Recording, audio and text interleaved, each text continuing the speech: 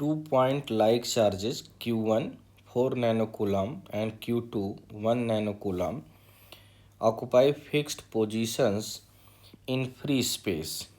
If at every point on curve surrounding the charges as shown in the figure, net electrostatic potential V created by these charges is 900 volt, what should be the separation between the charges B? तो question यही है कि दो charge particle है, दो like charges है, यानी अगर दोनों प्लस है तो प्लस या दोनों माइनस है तो माइनस। तो एक चार्ज है Q1, दूसरा चार्ज है Q2।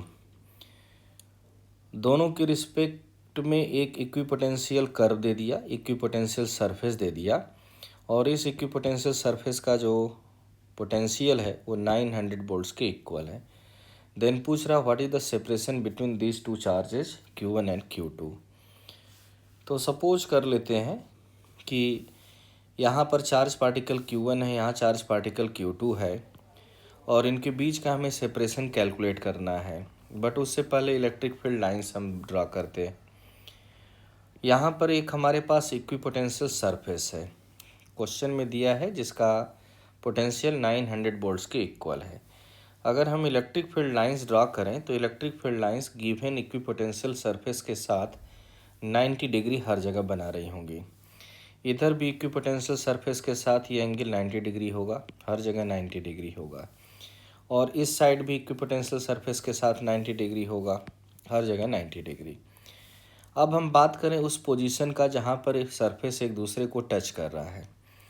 तो जिस पोजीशन पे सरफेस एक दूसरे को टच कर रहा है, यानी इक्विपोटेंशियल सरफेस लेफ्ट साइड और राइट साइड से एक दूसरे को टच कर रहा है या इंटरसेक्ट कर रहा है, उस पोजीशन की हम बात करें तो इलेक्ट्रिक फील्ड लाइंस अगर थिंक करें कि इधर से इधर आ रही है या फिर इधर से इधर आ रही है, तो 100% इसका मीनिंग हुआ कि इलेक्ट्रिक फील्ड लाइंस यहाँ पे इंटरसेक्ट कर रही हैं, जो पॉसिबल नहीं है। तो इसका मीनिंग हुआ कि इलेक्ट्रिक फील्ड लाइंस एग्जैक्टली इस पोजीशन से टिल्ट होकर के इधर की तरफ चली जाएंगी। वैसे ही इसी तरह से यहाँ से इलेक्ट्रिक फील्ड लाइंस टिल्ट करके इधर चली जाएंगी, बट एक दूसरे को ये इंटरसेक्ट नहीं करेंगी।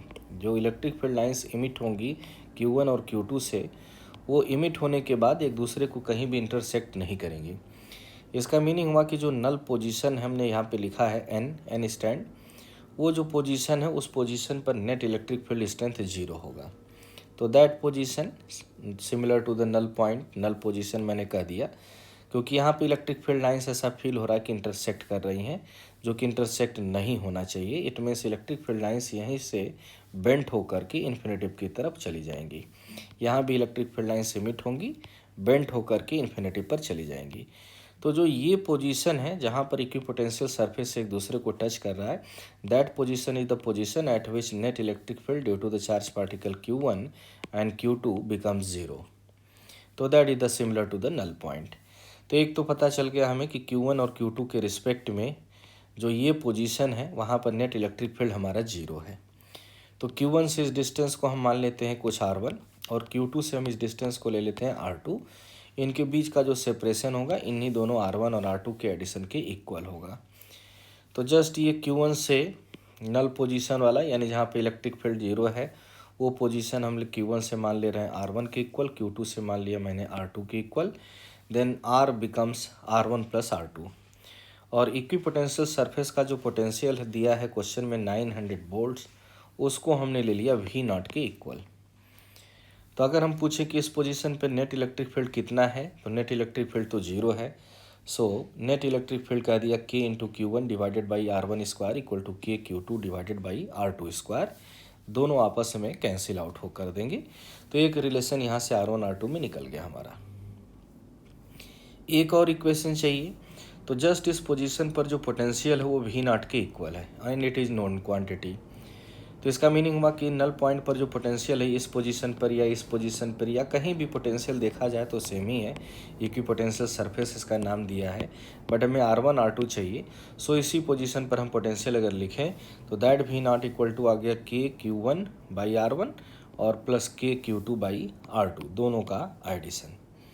फर्स्ट एंड सेकेंड इक्वेशन का हेल्प लेकर के हम R1 R2 निकाल सकते हैं। तो हमने क्या किया, V0 इक्वल टू आ गया K Q1 by R1 plus K Q2 by R2। R2 को उठा करके यहाँ पे पुट कर दिया and that R2 equal to root over Q2 by Q1। Root over में R1 स्क्वायर आएगा बट उसको रूट से हमने बाहर कर दिया। देन रिजल्ट आ गया हमारे पास that equal to K times of root over Q1 bracket के inside root of Q1 plus root of Q2 divided by R1। Hence R1 equal to आ गया हमारे पास result that R1 equal to K into root of Q1 bracket में root of Q1 plus root of Q2 divided by V0 के equal आ गया।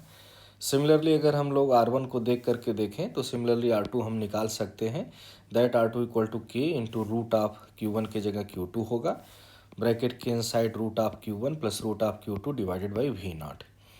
Then separation between this two charge particle that R equal to R1 plus R2 के equal होगा R1 plus R2 और R1 already known quantity R2 भी known quantity.